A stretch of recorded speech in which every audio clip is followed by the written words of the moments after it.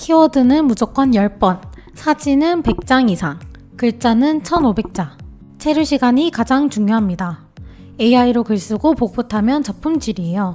너무나 많은 카더라 홍수 속에 과연 이게 진짜일까 의심되시죠? 하지만 걱정 마세요. 오늘 이 영상에서 5년 연구 끝에 찾은 상위 노출의 유일한 정답을 알려드릴게요. 안녕하세요, 엄마정입니다. 여러분 솔직하게 생각해볼까요? 수많은 블로그 상위 노출을 알려준다는 영상들, 썸네일 문구에 끌려서 들어가보면 체류 시간이 중요합니다 와 같은 뻔한 말에 지치지 않으셨나요?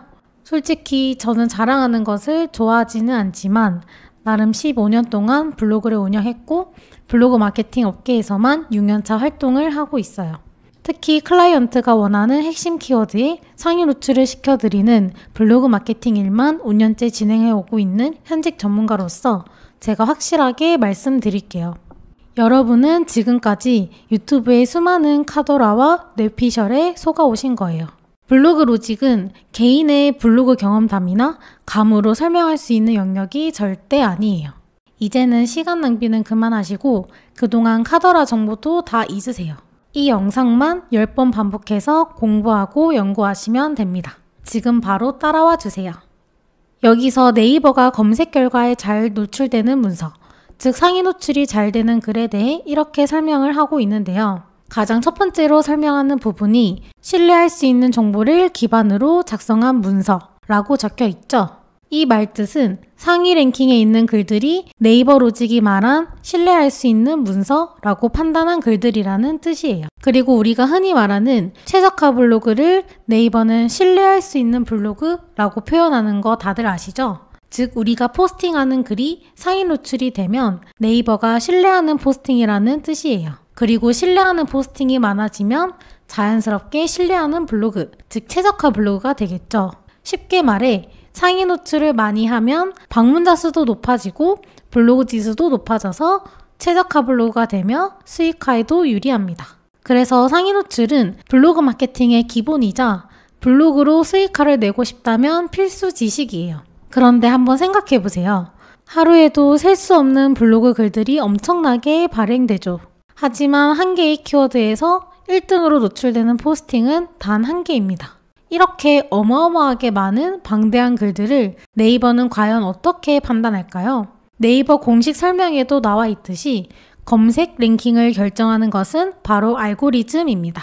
즉 네이버는 상위 노출이 되는 알고리즘을 설정해 놓았고 그 알고리즘이 좋아하는 글을 써야 상위 노출이 된다는 뜻이에요.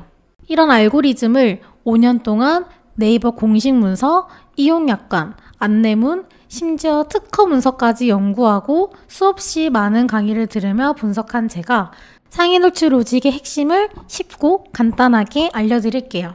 블로그 상위 노출을 결정하는 알고리즘, 즉 네이버 보색에 가장 잘 보이는 상위 노출 공식은 이 4가지입니다.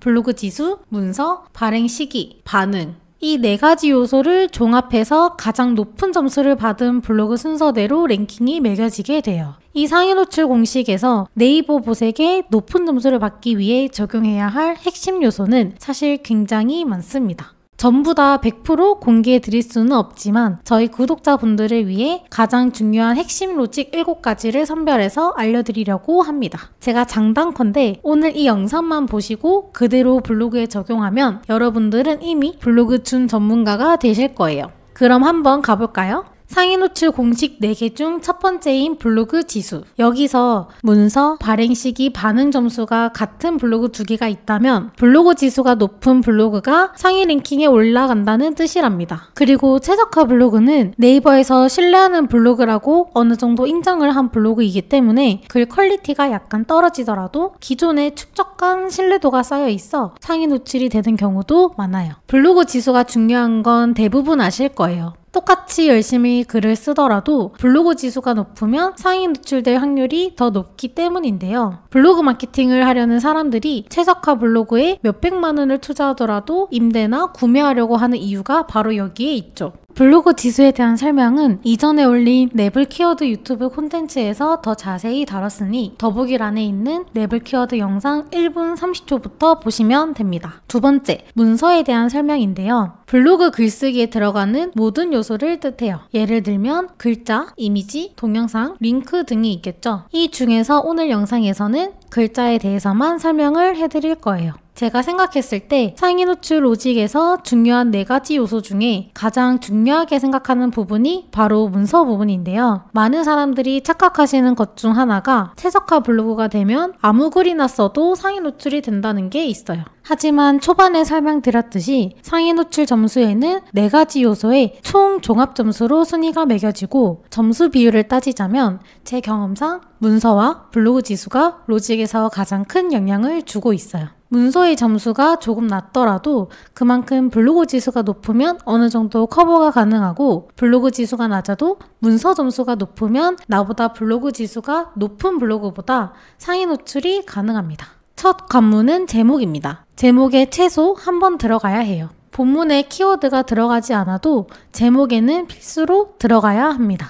우리가 자기소개를 적을 때 나는, 저는 이라는 표현을 안 써도 된다고 말을 하는데요. 마찬가지로 우리가 키워드를 적을 때 제목에 키워드를 적었다면 본문에는 적지 않아도 네이버는 인식이 가능합니다. 그래서 키워드는 본문에 필수로 들어가지 않더라도 제목에는 필수로 한 번은 꼭 들어가야 합니다. 내가 원하는 키워드에 노출될 수 있는 최소한의 필수 조건이 제목에 적는 거예요. 단, 글 내용은 키워드와 연관된 주제의 단어들이 들어가야겠죠? 최근 제가 블로거 분들을 만나고 컨설팅을 하면서 가장 많이 들은 얘기 중 하나가 본문에 키워드를 5번 넣어야 상위 노출 된다고 봤다거나 또 어떤 분은 무조건 최소 10번 넣어야 된다라고 배웠다 하더라고요. 여기서 제가 질문 하나를 드릴게요. 키워드는 많을수록 좋다. 과연 정답은 어떤 것일까요?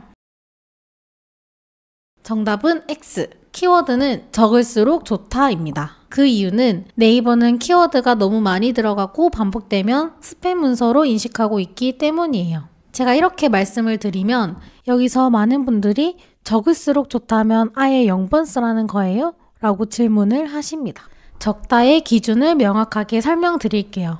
내가 경쟁하려는 포스팅의 키워드 빈도수보다 적으면 됩니다. 쉽게 말해 경쟁하려는, 즉 목표로 하는 키워드에서 상위 노출을 이미 하고 있는 내 경쟁 포스팅을 분석하는 거예요. 왜냐? 그 블로그가 상위 노출을 하고 있다는 것 자체가 네이버는 이 글을 높게 평가하고 있구나 라는 증거이기 때문이에요. 그래서 경쟁하려는 포스팅의 키워드가 만약 10개라면 나도 최대 10번까지 쓰거나 그보다 한두 개 더 적게 쓰면 된다고 생각하시면 됩니다. 여기서 꿀팁! 문장을 자연스럽게 쓰다 보면 내가 생각하는 키워드 횟수보다 초과될 때가 있어요. 이럴 때 동의어나 유의어를 사용해서 글의 흐름을 유지하면서 빈도수를 조절하시면 됩니다. 예를 들어 풀빌라라는 키워드로 글을 쓴다면 풀빌라라는 단어 대신 숙소, 호텔이라는 단어로 대체해서 쓰는 거예요. 이렇게 의미를 대체할 수 있는 동의어나 유의어를 사용해서 글의 흐름을 유지하고 빈도수를 조절하시면 됩니다.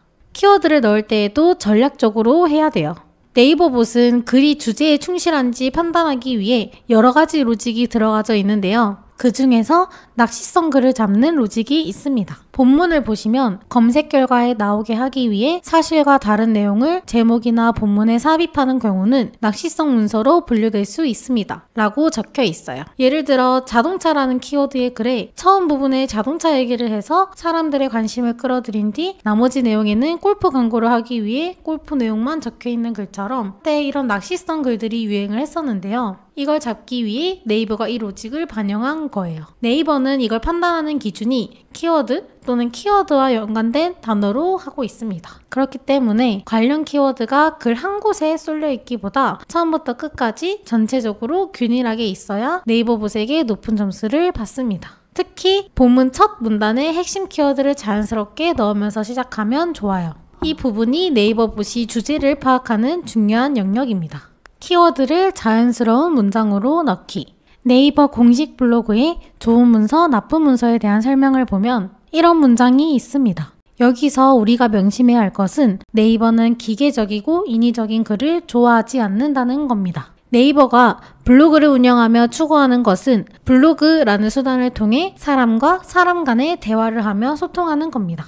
그래서 네이버는 블로그 간의 인연을 맺고 소통하는 사람들을 이웃이라는 단어로 표현하기도 하죠. 그만큼 네이버는 글을 통해 사람들 간의 대화를 하듯이 사람이 직접 사용하는 언어와 단어를 좋아합니다. 즉, 인위적으로 상위 노출을 위한 글이라고 판단이 되면 좋은 점수를 받기가 힘들다는 뜻이죠. 예를 들어 블로그 강의 추천이라는 키워드로 글을 쓴다면 인위적으로 키워드를 블로그 강의 추천 처럼 반복적으로 쓰는 것보다 키워드가 자연스러운 문장으로 완성되도록 적는 것이 훨씬 좋은 점수를 받는다는 뜻입니다. 제가 실제 블로그 마케팅을 진행했던 예시를 보여드릴게요. 세부 풀빌라라는 키워드로 상위 노출이 되도록 글을 썼어요. 참고로 이 키워드는 상위 노출된 대부분의 블로그가 전부 최저가 블로그이기 때문에 최저가 블로그라는 지수 하나만으로는 절대 상위 노출이 되지 않습니다. 그래서 문서의 점수가 굉장히 중요한데요. 보시면 세부 풀빌라라는 키워드를 이런 식으로 본문에 자연스럽게 문장이 되도록 넣었습니다. 그리고 그 결과 이렇게 1위로 노출이 되었습니다. 또 다른 예시를 보여드릴게요. 이 키워드도 마찬가지로 상위 노출된 모든 키워드가 최저가 블로그인 상태이기 때문에 그래서 좋은 점수를 받아야 하는데요. A와 B를 비교했을 때 B처럼 적는 것이 더 자연스러운 말과 문장이 되어 좋은 점수를 받는다는 뜻입니다. 그리고 이렇게 포스팅을 한 결과 이렇게 모든 글이 상위 노출에 성공했습니다. 발행 시기에 대한 설명은 간단해요. 이것만 기억하시면 됩니다. 최신 글에 높은 점수를 준다. 네이버가 최신 글에 높은 점수를 주는 이유를 맛집으로 비유를 해서 쉽게 설명해 드릴게요. 우리가 맛집을 검색했을 때 한 달 전에 이미 폐업한 가게 정보가 상위에 노출된다고 생각을 해보세요. 그 글만 믿고 가게를 찾아간 사람들은 최신 정보가 전혀 반영 안 되네 하면서 네이버 정보에 대한 신뢰성이 떨어질 거예요. 네이버는 정보의 신뢰성을 가장 중요하게 생각하기 때문에 소비자가 이런 안 좋은 경험을 하는 것을 적 싫어해요. 그래서 최신성을 중요하게 생각하고 블로그 지수가 낮을지라도 가장 최신 글에 플러스 점수를 줍니다. 비유를 들면 네이버는 마치 신성식품을 파는 마트라고 생각하시면 됩니다. 가장 신선하고 유통기한이 넉넉한 정보를 매번 제일 앞에 진열해야 손님들이 만족하고 계속 찾아오거든요. 그래서 우리가 포스팅 업로드를 한 그 순간 이 글은 발행 시기에 대해 100점 만점을 맞고 시작하지만 시간이 지나면 지날수록 99점, 98점, 1점 이렇게 점점 떨어진다고 생각하면 돼요. 즉 오래되면 오래될수록 발행 시기에 대한 점수는 낮아집니다. 여기서 우리가 노릴 수 있는 전략은 만약 상위 랭킹에 있는 블로그 지수가 아무리 최저가 블로그라 할지라도 포스팅 발행 날짜가 만약 2024년, 2023년 이런 식으로 날짜가 오래되었다면 내가 준체 블로그라 할지라도 상위 노출에 도전해 볼만 하다는 뜻입니다. 제가 저번 키워드 영상에서 보여드렸던 예시 중에 맨야 타이슨이라는 포스팅 기억하시나요? 실제로 상위 노출된 블로그가 모두 다 최저가 블로그인 상태였는데요. 날짜를 보시면 2023년으로 나와 있죠. 그래서 경쟁률이 낮은 키워드이면서 상위 노출된 블로그가 오래된 상태이기 때문에 준체에 이었던 제 블로그도 상위 노출이 가능했답니다. 반응은 쉽게 말해서 댓글, 공감, 공유, 그리고 체류 시간 등을 말해요. 내가 글을 올린 후 얼마나 짧은 시간 안에 다른 사람들이 내 글을 보고 어떻게 행동했는지 총체적인 반응도를 보는 거예요. 특히 많은 블로그 강사들이 강조하는 것 중 하나가 체류 시간인데요. 사실 포스팅을 발행하는 바로 그 시점에 상위 노출 오직에는 체류 시간이 크게 중요하지 않아요. 제가 새벽 4시에 포스팅을 했을 때 방문자가 0이었는데도 불구하고 그 키워드로 상위 노출 1등을 했기 때문이에요. 이 상황에 대해서 소위 말하는 공감, 댓글, 체류 시간과 같은 반응에 대한 점수가 과연 높을까요? 아니겠죠. 그런데도 상위 노출을 했습니다. 즉 발행 시점에는 체류 시간뿐만 아니라 공감, 댓글, 공유 등은 상위 노출에 큰 영향은 없습니다. 그런데 왜 반응 점수가 중요할까요? 랭킹을 매길 때 들어가는 4가지 요소 중 결국 포스팅을 발행한 이후 우리가 할 수 있는 일은 오로지 댓글, 공감, 공유 같은 반응도를 높이는 방법밖에 없어요. 특히 내가 생각했던 만큼의 순위가 나오지 않았을 때 내가 이웃들과 열심히 소통하고 이웃들이 댓글을 달아주고 공감을 달아주고 또는 키워드를 검색하고 들어온 사람이 블로그 정보가 너무 유익해서 공유를 한다거나 하는 이 모든 행동이 플러스 점수로 작용되어 순위가 올라갈 수도 있습니다. 실제로 제가 보여드리는 예시예요. 제가 남포동 채도라는 키워드로 포스팅을 했을 때 처음에는 3위로 노출이 되었습니다. 그리고 저는 아무런 수정을 하지 않고 오로지 이웃들과 소통에 집중하고 댓글과 대댓글을 열심히 했어요. 그랬더니 그 다음날 2위로 순위가 올라갔습니다. 이처럼 우리가 글을 발행하고 난 후 내버려 두는 것이 아니라 열심히 소통을 하는 게 중요하다는 걸 뜻해요. 가끔 글은 엄청 열심히 쓰시는데 소통을 아예 안 하시는 분이 계시더라고요. 소통도 굉장히 중요합니다. 특히 상위 노출을 시킨 후 그 상태를 오래 지속할 수 있는 힘을 실어주는 것이 바로 이 반응 점수인 거예요. 자, 이제 상위 노출을 결정하는 4가지 핵심 공식, 블로그 지수, 문서, 발행 시기, 반응에 대해 모두 알려드렸습니다.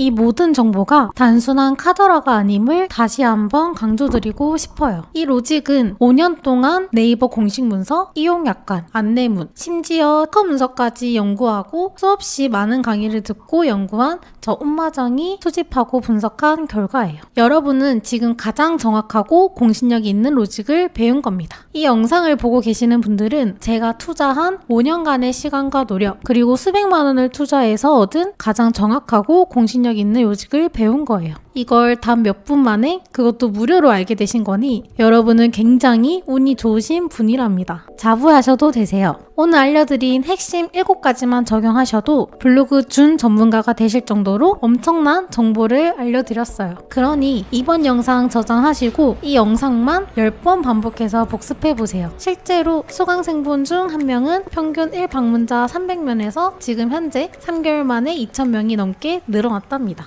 오늘 제가 알려드린 건 제가 연구한 수많은 상위 노출 로직의 일부분인데요. 사실 이 외에도 상위 노출에 영향을 주는 제목, C랭크, 카테고리, 유사 문서, 유사 이미지, 금기어, 키워드 활용법, 링크 활용법, 동영상 활용법, 기존 포스팅 성향 등 상위 노출에 적용되는 것들은 훨씬 더 많습니다. 그리고 가장 중요한 지금 현재 상황의 내 블로그 분석과 정보들이 필요하답니다. 내 블로그에 딱 맞는 맞춤형 상위 노출 방법을 알고 싶다면 1:1 코칭으로 문의해주세요. 다음 영상도 놓치지 않고 싶다면 구독과 알림 설정 꼭 해주시고요. 다음 영상 주제가 이거였으면 좋겠다 하는 게 있다면 댓글로 의견 남겨주세요. 아무리 좋은 정보를 알려드려도 실천하지 않으면 발전이 없다는 거 아시죠? 인생을 바꾸는 한 줄 바로 적용해보세요. 엄마정이었습니다.